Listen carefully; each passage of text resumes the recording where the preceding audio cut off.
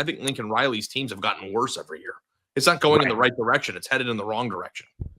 So let's talk about Lincoln Riley, because we look at these Big Ten schedules now, and USC pops up on them, and we don't say like, oh, that's a tough game. Like, we don't even think about USC right now. That's not why they hired Lincoln Riley. And USC is not in the conversation at all when you talk about I was thinking about this when we did our schedule breakdowns and rankings last week. It's like, well, and they're one of the few teams in the country that don't have to play Ohio State, Penn State, Oregon, or Michigan this year. It's like USC. They play Oregon. They play Oregon and Michigan. No. I'm saying, like, in the conversations that we have about easy schedules, we use right. The Big Four are Ohio State, Penn State, Michigan, and Oregon. Correct. Like, yes. USC is not in the Big Four of anything. They're just a team that's like floating out into the abyss somewhere. Yeah, it is. It is very strange. Now, they've made changes. This year they've made changes in the front office. And so, like, if you look at On3's industry comparison for 2026, USC has the number 2 recruiting class right now in the class of 2026. But I will point out, they were still in the same boat last year. They did this last year where they got some big time recruits to commit to them early in the cycle, and they lost most of them. So, like, their highest ranked recruit is from Gainesville, Georgia. Last year, they got some big time recruits from Georgia to commit, and one from Florida, and they lost them all. The difference here is that if you go down the list, you got some California guys. Now, we talked about Jonas Williams, the quarterback from Illinois, who's committed there. Flip from Oregon. This feels a little different. This feels a little different. Like, they might be able to hold on to some of this, but that's not a fix now. That doesn't help them in 2025. So, like, is Jaden Mayaba still the guy at quarterback? Is it going to be Husan Longstreet, the new signee? Before we go on to the quarterback discussion, because I think that's a major part of this, I want to say, like, the recruiting discussion is important, because the class that they currently have assembled is what I thought they were going to do for the first 4 years. Like, I thought they would have already banked 3 of these, and, like, coming into this year, they would be ready to play. Like, the fact that this year right now is nice, but if they go out and start stinking, you don't think that your boy Xavier Griffin's going to take an official visit to Georgia and flip? Like, that's what happened last year. Yeah, like it's nice to look at, but this is a solution for 2027, and this is what should have already been signed and developing in the program the last 2 years, and it hasn't been. Not to mention that USC has failed tremendously in in-state recruiting. The state of California in general doesn't have a lot of offensive linemen because people like Washburn. And so you get Emmanuel Pregnon out of the portal from Wyoming. He turns out to be pretty good. He's not playing for USC this year. He's playing for Oregon. And also, who's their quarterback? Like, the number one thing that you're supposed to be. And, like, we talked about this, Andy, in terms of, like, and I don't know if we're still doing this. We might do it. Like, we have a long summer ahead of us, trying to identify what every program's identity is, right? You know, like Georgia, we know. Oh, that's a summer project. Yeah. Yeah, it's a summer project. But, like, USC is the only team in the blue blood discussion that doesn't even know what it is right now. Like, you would say, what's like USC's identity? Having a Heisman Trophy finalist quarterback, fun offense, and a good enough defense to get to the playoff. Like, that's what I thought the plan was, but now they don't even have a quarterback. Like, I'm not saying that Mayaba has no shot at being good ever, but, like, it's a hell of a fall off or drop off from what you anticipated this would be. What is this, year 5? Is this year 5 or year 4? This is year 4, right? Yeah, year 4, because this is well, and maybe Longstreet's that guy. And maybe he is. Maybe they'll be 7-0, and, like, their freshman quarterback will be awesome. Like, if I could tell the future, I would be rich. But I'm saying right now, you'll still gamble on Chinese ping pong, and if I knew what was coming, though, I would be good at gambling. Trust me, if I knew it was coming, I wouldn't have had to pay you and River $1,000 at the steakhouse. I didn't see that coming. I didn't see going into year 4 of the USC era of us clinging to a recruiting class in 2026 as the fix to the recruiting classes that didn't happen, while also not having a proven know what you have quarterback to replace Caleb Williams.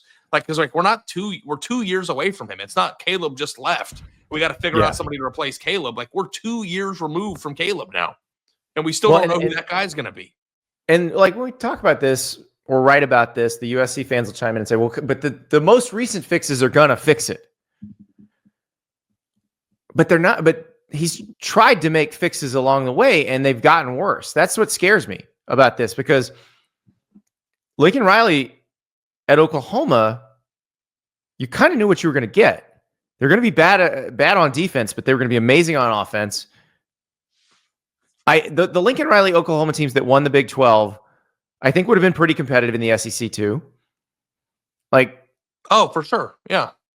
So the quality of his teams has just gone down year over year. You gotta acknowledge this. Caleb Williams was one of the best college football players of the last decade period. Okay. Yes. That man did a lot of things for USC that helped them get out of jail. Okay. Their defense got better last year from the previous year. Yes. D'Anton Lynn was a good hire. When you remove Superman from your offense and you replace him with a player who was just pretty good or okay, you don't get by with an okay defense. You pair the okay defense from last year with the insane offense from the year before. But okay defense is not enough when your offense is just okay. And their offense was just okay last year. Yep. And the thing that USC's identity should always be, you should always know at USC when Lincoln Riley is your coach that no matter what happens, you're going to have a freaking awesome offense. And they don't even have that anymore. And an awesome quarterback. I mean, in terms of like all the guys that we talked about on today's show in terms of failure, like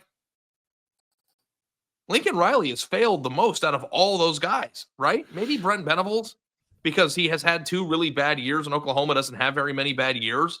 But like at the very least, like I would, if I was buying stock, if like USC and Oklahoma are very cheap stocks to buy right now, I'm definitely buying Oklahoma stock going into this year. I don't know, like Oklahoma could be awesome this year. I don't think that there's any chance that USC is awesome this year, right? If you'd like to see Maryland and Florida play in San Francisco in the Chase Center where the Warriors play, you can get those tickets on Game Time right now. Download the Game Time app. Use the code STAPLES. You get $20 off your first purchase. Terms apply, of course. But you can get tickets to the San Francisco games. You can get tickets to the games in Atlanta if you want to see the Auburn Tigers, the top seed, playing in Atlanta. I believe is the South region a 1, 2, 3, 4 seeded region? I believe it is. So it was a lot of chalk, but it also means you're going to get some really, really good games. Game Time has tickets to all of them. I will say the tickets in Atlanta run a little high, but you can get some really good deals in Indianapolis for the Midwest region, really good deals for the West region in San Francisco. So I would say head to Game Time. You want to see some really fun games. I'm sorry, it is the Midwest region. So that's the one at Lucas Oil Stadium where you get some great deals. You got Houston, Purdue, Tennessee, and Kentucky. That is an incredible Sweet 16 set of games. It is 1, 2, 3, 4 in the Midwest. And those Lucas Oil Stadium tickets, you can get in the low hundreds to get you in the door. So download that Game Time app. Use code STAPLES. $20 off your first purchase. Terms apply. I don't know. Oklahoma seems trended upward at least. It might not work.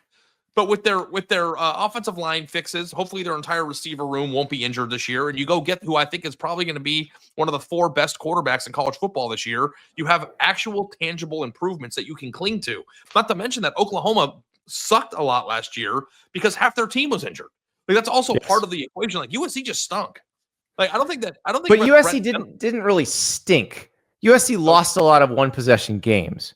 And that can turn around too. However you want to phrase it, but that's not where we thought we were going to be in year 3. It's not what we thought we were going to be. Here's the other issue with USC is they did lose a lot through the portal.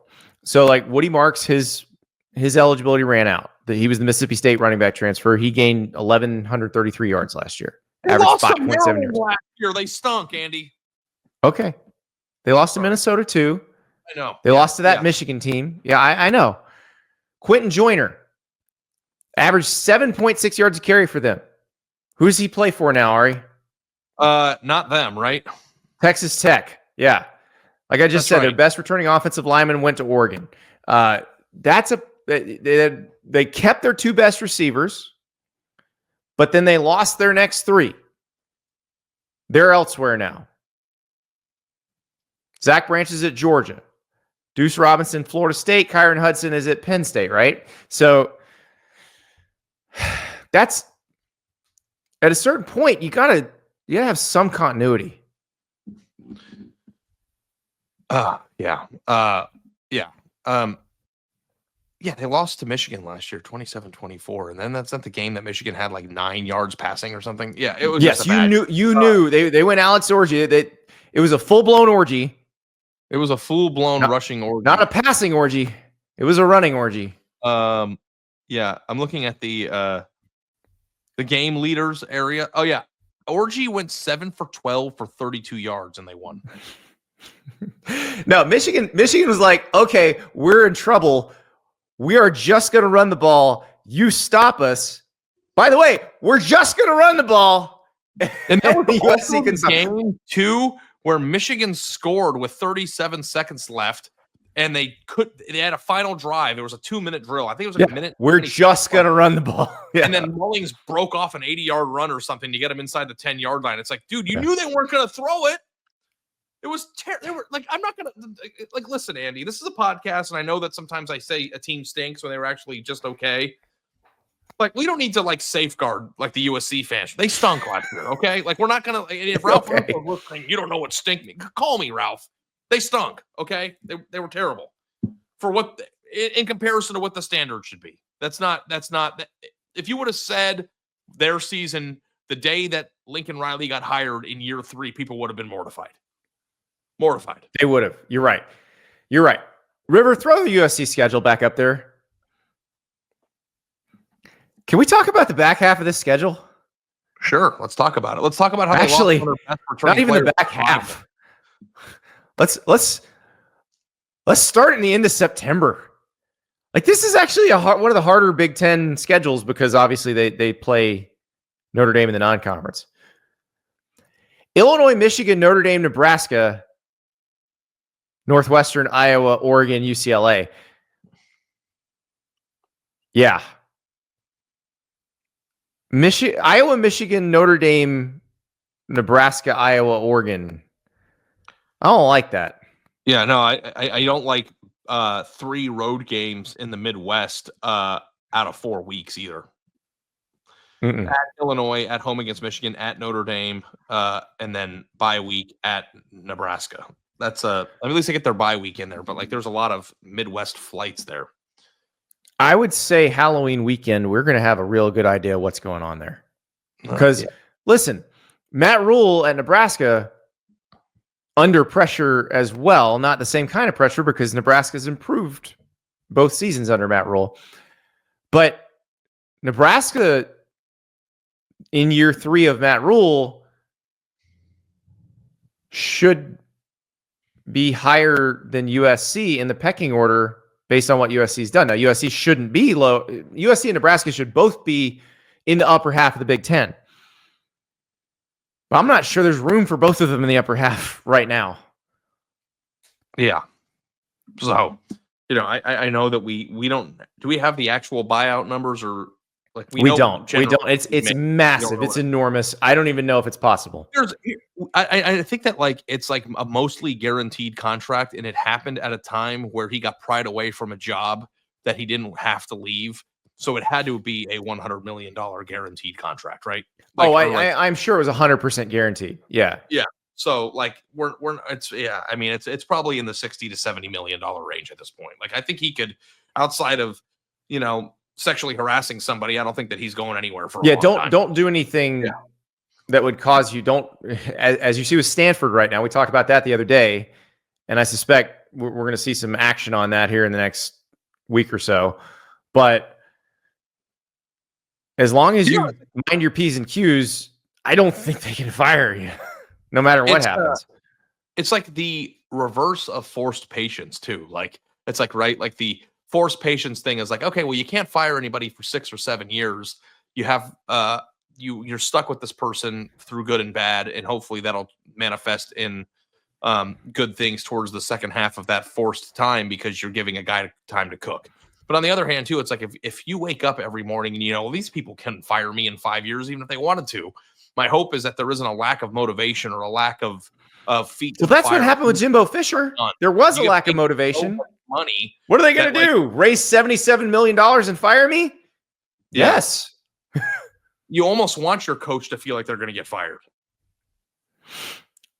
Well, what you want is your coach to not want to get fired, which is a different thing. Like if you feel like you're going to get fired, but you're cool with the giant check you might get because of it, yeah, it doesn't really motivate you. If you feel like you're going to get fired and you want to work harder because you do not want to be labeled a failure, no matter how much money's on the other side of it, which I think is actually most coaches. Like we talk about the buyouts and all that. I will say this. I think most coaches would rather keep working than get a buyout because they do not want to fail. Yeah. The question is where Lincoln Riley falls on that spectrum. Yeah, I'm with you.